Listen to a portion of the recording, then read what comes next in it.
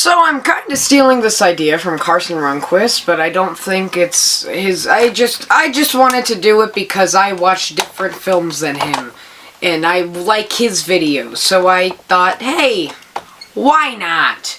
So I've been making letterbox lists. I was supposed to do one for October, release it in November, but then I decided to do it like he does, a video essay, but it just didn't work for me, especially with the format of how I'm going right now. So I felt like this was much easier. So yeah, it's pretty simple. I'm probably going to be doing a rating along with them, except for some films that I plan to do a bigger video on eventually. So yeah, I lost my voice. Deal with it, I guess.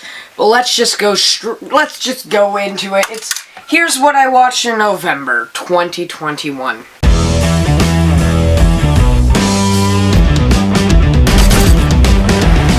So to start off the month, my science class watched Cars. We didn't finish it, but I finished it at home. And I've seen this film before. Who hasn't seen Cars? It's Cars. It was exactly how I remember. It was super well paced. It gets to the point. It was much longer than I remember. But yeah, it was pretty simple. And that the sequels, I'm probably going to do a bigger Cars video eventually, especially when probably when Lightyear comes out. I'm probably going to cover every Pixar film. But Cars, it was my brother's obsession. It was never my thing. I love the ride, I love the land, but it was never something that I could truly get into and like the nitty-gritty like I do with some of these. But yeah, it was fine. So yeah, Cars, I think I'm going to give a 6.5 out of 10. It's not the best Pixar movie, it's just okay. Now, I'm going to just rush through this one, but Halloween 2018, I already did a video on this. I've already released the video. I think this was when I was watching it with my brother. I'm not 100% sure. But yeah, pretty straightforward. It's fine. Go watch the video, I guess, because I'm not going to talk about it here. I watched Zodiac by David Fincher, and I liked this film a lot. Excluding Jake Gyllenhaal, because screw Jake Gyllenhaal, but I was expecting it. I was expecting not this. I was like, oh wait, I already did a review on Zodiac. Never mind. Yeah, so sorry, I did a review on Zodiac. I think it's coming out next, so I'm not going to give it a rating, but let me give my brief thing. I love David Fincher. I'm not going to say I love David Fincher because I've only seen 3 films by him, but the films I saw have been either 9 out of 10s or 10 out of 10s. And this is pretty high up there. I'm not going to tell you where it is. But Zodiac, starring Jake Gyllenhaal, Mark Ruffalo. I like how they do this mystery element with a mystery that is, in real life, unsolved. That's all I'm going to say. Next, I watched Fight Club. 10 out of 10. Go watch the video I made on it when it comes out. The Revenant. Also made a video on it. These next few ones I don't think I made a video, so I think we're going to be okay. But yeah, I love this film. I love this film too. 8th Grade, written and directed by Bo Burnham. I love Bo Burnham's comedy. I love his comedy specials.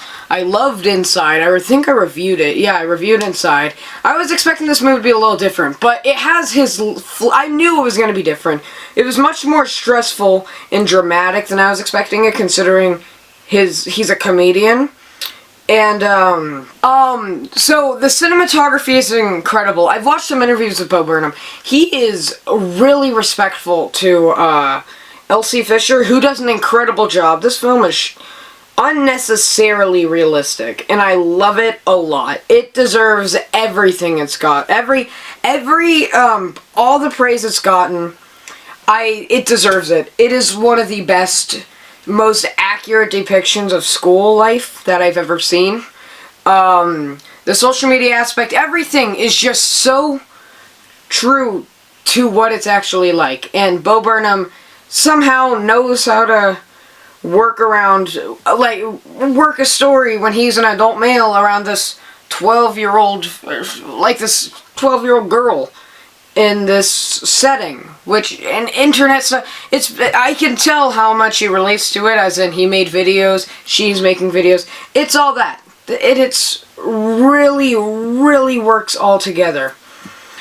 So yeah, that's my review of 8th grade. I'm gonna give it an 8.5 out of 10. It's really good. You should go watch it. It's on cable. You can watch it on Showtime with no ads. So yeah. Beautiful Boy, which is the Amazon movie starring Timothée Chalamet, is absolutely great. The timeline is confusing.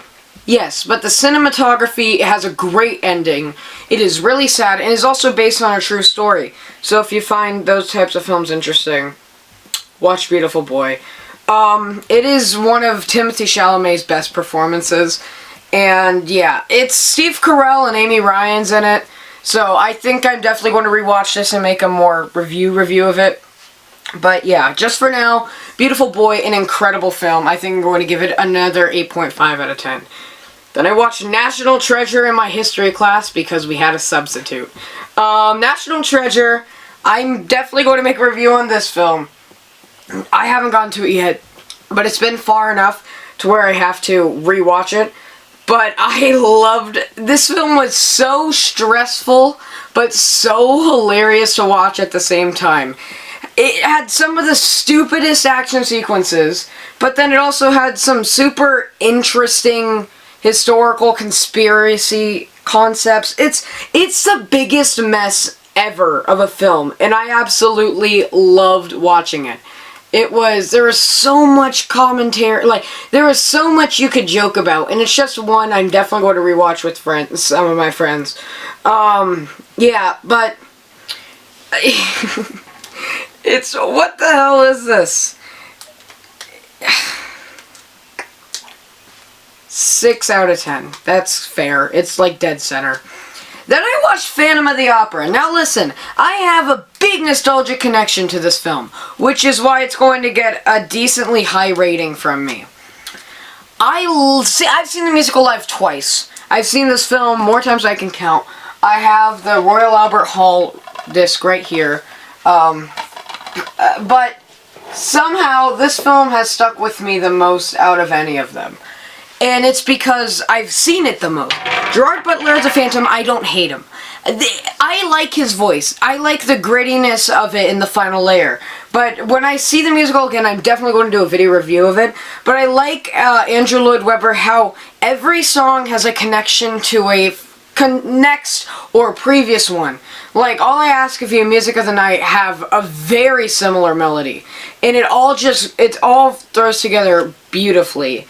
And now, cinematography isn't that great. There's some really bad parts in this. But the really good parts are really good. And if you want to experience the musical, watch the Royal Albert Hall version. But if you want to see a more movie version, this is probably one of the most 2000 feeling movies that I've ever seen. Because it has that Harry Potter type of grittiness to it, with like the filters and stuff. But it feels like one big interconnecting music video. And I kind of like that. And the pacing is breakneck speed, good God. But yeah, Phantom of the Opera, 7.5 out of 10. I love this movie so much. Then I watched Taylor Swift's All Too Well film. See, I wanted to see what this Hate Jake Gyllenhaal train was about, so I watched it. And I understand why you'd hate Jake Gyllenhaal for this. It is really well acted. The writing, it's a lot to get through the whole 13 to 15 minutes. But the song is fine. The music video is pretty, the short film itself is pretty good. Sadie Sink is incredible. I like how it's just her and him. Yeah, and it's just great. I don't want to say great, it was just fine, because the song, it was really overbearing, and there's some really drawn-out sequences. I know it's a music video, but if you're going to call it a short film, at least have some short film elements to it, and it kind of bothered me when she took advantage of that and put her song, and the song isn't even that great. But yeah, I'm going to give that a 7.5 out of 10 too. I know it's the same as Phantom of the Opera, but that's just because I couldn't get into it as much. Then I have these next few films I'm not going to talk about, because I'm doing a big Spider-Man video for Christmas, I think. I'm going to do a small No Way Home review on the 17th, but I think, but this No Way Home, but the big Spider-Man video I'm planning to do is coming out on Christmas, and it's going to have every theatrically released Spider-Man film, including No Way Home. That's what's coming out on Christmas, and not on December 17th. But yeah, it's going to be probably the biggest video. It's going to be bigger than the Harry Potter video I done, because it's going to be, instead of 8 films, it's going to be like 9 films or something. But yeah, so I watched the Amazing Spider-Man duology, then the Raimi trilogy, and then let's hop back to where I can start talking about it, Deadpool. I think I'm going to wait to Deadpool 3 to make a video about this, because I don't have enough to say now. I don't have a good enough connection. But Ryan Reynolds is hot and funny. That's all I'm going to say. The first one is really good. I like the comedy. I like the writing. The music choices. It's good. It's great. I think I'm going to give it an 8 out of 10.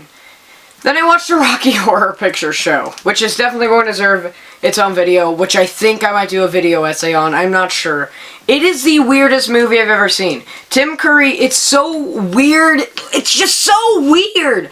It's like, it's like The Room, except it's not so bad it's good. It's just weird, and you're sitting in your chair just, what? What is going on? This movie confused the hell out of me. Tim Curry is great to watch, but the music is fine, I guess. I thought Janet was played by the woman in Nightmare on Elm Street. No. But yeah. What? So, yeah, 7.5 out of 10 again. Then I watched Heathers. I was not severely disappointed. I was just confused because of the musicals poster. I thought it was going to be all of them killing people. Not Winona Ryder. I didn't know she was this movie either. That kind of rhymed. But, yeah, it has a pretty interesting plot. And, yeah, it's pretty interesting. And I don't want to spoil it. I don't know if that's like a big thing. Just go watch it. It's on Hulu right now. Then I watched Robin Hood. I needed a comfort movie after watching Deadpool, Rocky Horror, and Heathers all in the same day. So I watched Robin Hood. And it definitely cooled my beans. What? It definitely calmed me down. It's a nice, fun movie. It's on Disney+. It's an hour and 28 minutes, and I do recommend it. It's just a fun film that gets its job done. So I'm going to give it a 7.5 out of 10. The Nightmare Before Christmas. I thought this movie was severely overrated. Now I realize it is still overrated, but it deserves everything it gets. It is probably one of the best stop-motion animation films ever. It has incredible pacing, incredible music, and it feels like Tim Burton, though it's Henry Selick. It is so ridiculously fun and easy to watch, and just such a breakthrough movie. I consider it a Thanksgiving film, because it's right in between the two holidays. It's Thanksgiving. But it is such a fun movie. I don't know. I'm going to give it a 9.5 out of 10. It's going to get a trophy. It's over there, because it's filming Spider-Man over there. But it's so, like, what? Why is it so good? It doesn't need to be this good. But I'm in love with stop motion, so that's maybe why I'm giving it such a high rating and acting like this. But come on! The music, everything is just, mwah. It is a great film. Wait, what? Okay. Then I watched Tick Tick Boom. Oh shoot, I didn't film a video on this. Oh my god, I'm not going to talk about it. I'm going to film a video. Yeah, I gotta film a video on Tick Tick Boom. Then I watched Spider-Man Homecoming. Can't talk about that either, because I filmed Spider-Man. Captain America Civil War. I can't talk about any of these movies because I'm going to film a video. Okay, okay. The Loud House Christmas. Awful. There's nothing to talk about. It was so, Deadpool 2 was not as good as the first one. But Ryan Reynolds is still funny, but there's a sequence that it goes on for way too long. I watched Harry Potter and Prisoner of Azkaban. Already talked about it. Spider-Man, I can't talk about this. And that's all I watched this month.